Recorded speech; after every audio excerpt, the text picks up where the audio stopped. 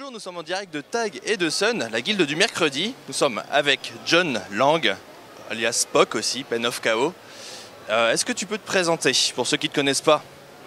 Je suis un être humain, je dispose de 2 bras et 2 jambes. Je vis sur la planète Terre depuis un moment et je fais des trucs.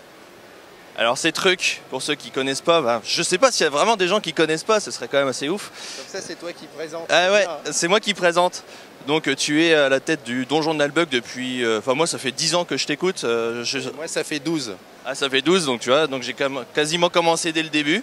Donc c'est une petite série humoristique dans le monde médiéval, c'est ça, dans Heroic Fantasy. Ouais, c'est ça. Voilà, donc je pense que j'ai tout dit. Et ouais, sauf que en fait je suis fan, mais moi je m'inspire du jeu de rôle papier. Oui, c'est vrai. Tu as même toi-même fait un jeu de rôle papier dans ton univers. Donc tu es ici avec tous tes copains du Nahal Band, qui aussi, vous faites de la musique, donc c'est aussi ton deuxième gros hobby, on va dire. C'est ça, ouais. Alors musique depuis 25 ans. Et donc hier soir, un bon petit concert bien cool. J'ai malheureusement pas pu participer jusqu'au bout, mais on s'est bien amusé. C'est la première fois que je te vois. Ton ressenti par rapport aux gens, là, ça avait l'air d'être assez fou, non? Ah ben notre public, nous on l'adore parce que partout où on va, même quand on a des problèmes techniques, même quand on a fait un concert il n'y a pas longtemps où j'ai même pas pu venir parce que j'avais le dos pété, mais notre public il est vraiment génial en toute situation. Donc encore hier ils étaient chauds, ils ont mis de l'ambiance et tout, c'est excellent.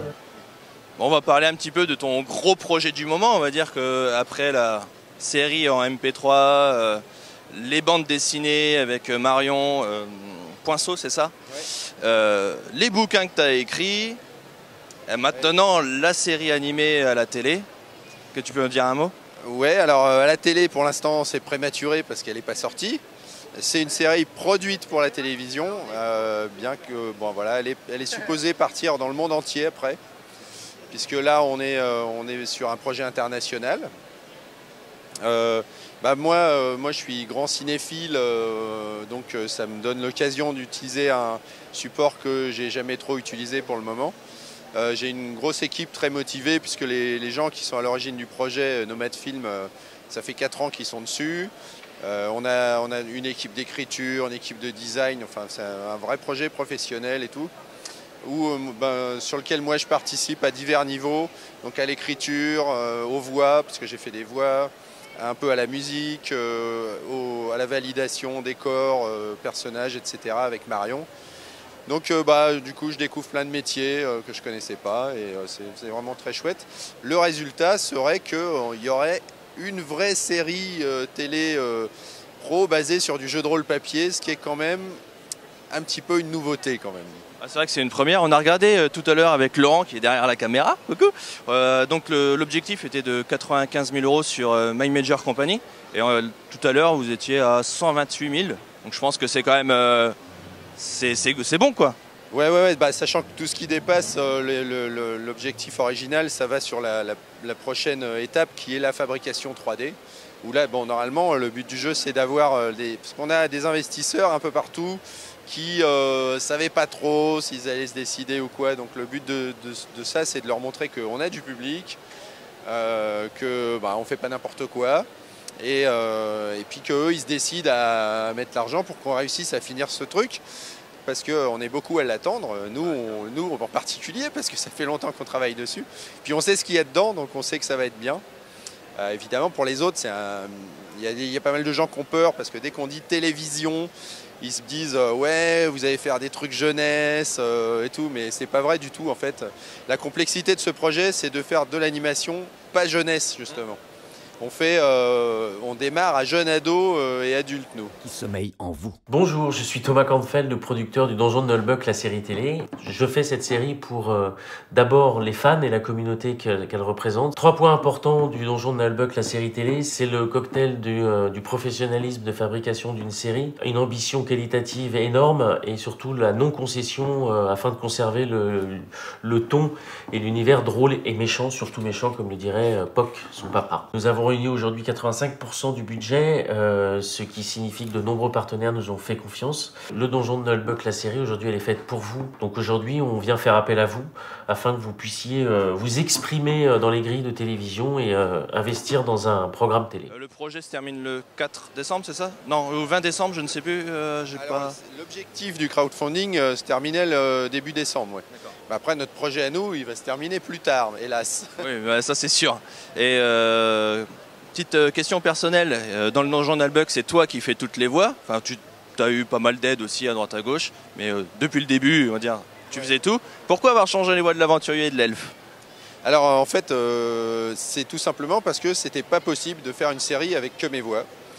Pour plein de raisons, des raisons logistiques, parce que le projet, il fallait enregistrer les voix sur une période de temps. Quand tu sais que quand tu passes 3 heures en studio à faire des voix, tu es complètement défoncé de la gorge, etc. Ça aurait étalé l'enregistrement sur 2 ans et demi à 3 ans, alors qu'en fait on avait 1 an. En gros 1 an et 3 mois. Donc en plus, c'est pas très sécurisant pour les gens qui investissent dans la série de savoir qu'il y a un seul type sur lequel repose. Voilà, c'est principalement le problème. Chez moi, je m'en fous parce que moi, je fais toutes les voix chez moi. Si je suis malade, j'enregistre pas, puis j'enregistre le mois d'après. On s'en fout. Mais sur un projet comme ça, où il y a toute une équipe qui bosse avec un planning, tout est défini, on doit faire tel épisode, tel jour, etc.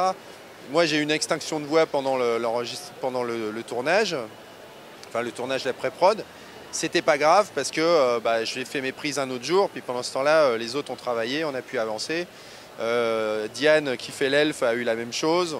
C'est pas grave, mais si c'est une personne, là c'est grave parce que tout le workflow s'écroule et tu perds 2 semaines, 3 semaines, 1 mois, 2 mois.